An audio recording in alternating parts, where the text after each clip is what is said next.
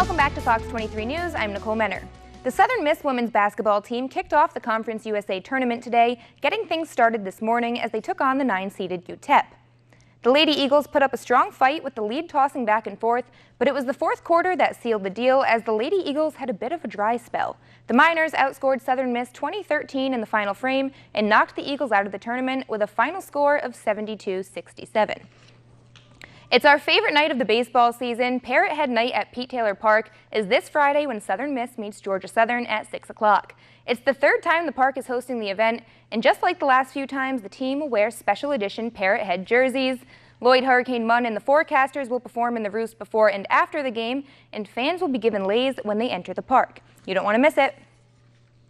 The Southern Miss women's tennis team was on the road yesterday at ULL, and 3 singles wins would lead to the comeback for the Golden Eagles.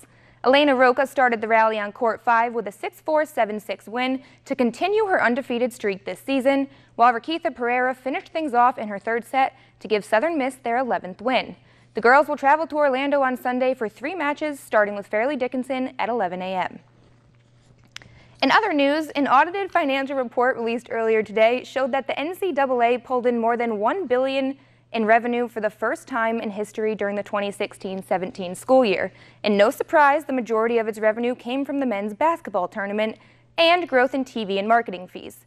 All of this, of course, isn't being pocketed. The NCAA distributed $700 million of that, with $200 going to settlements of lawsuits by former athletes. That does leave a lot left, though, and we're in the middle of discussion whether or not players should be paid, so maybe it will end up going to those players. Things in the NBA Western Conference are heating up, and part of the fire is coming from the New Orleans Pelicans, who were riding an 8-game win streak entering last night against the Clippers. The Birds got off to a hot start, Anthony Davis showing off with a dunk, but then in the second quarter, AD would end up leaving the game with a rib contusion. You can see it happen there. Looks like he's in a lot of pain as he heads to the back. But he wasn't about to sit this one out. Third quarter, he's back in. All right, jumping to the third, the Clippers would go on a huge run to take the lead, but in the final minutes, Davis scored on 3 straight possessions to take it back. A huge steal by Drew Holiday would seal the deal. The Pelicans win 121-116 for their 9th straight victory. Davis with another monster performance, 41 points and 13 boards. The Pelicans are taking on the Kings right now. We'll give you those highlights tomorrow. Hopefully, they'll make it 10 straight. It's Wednesday. We're halfway through the week, and we want to give you a feel-good story to carry you through the rest.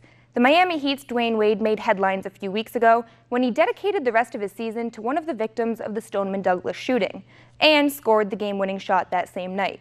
Today, he made a surprise trip to the school to interact with some of the students and lift their spirits. Take a listen. I just wanted to come and say I'm inspired by all of you. As someone out here in the public eye, I'm proud to say I'm from this state because of you guys, because of the future of this world, because of you guys. So I just say thank you, man. And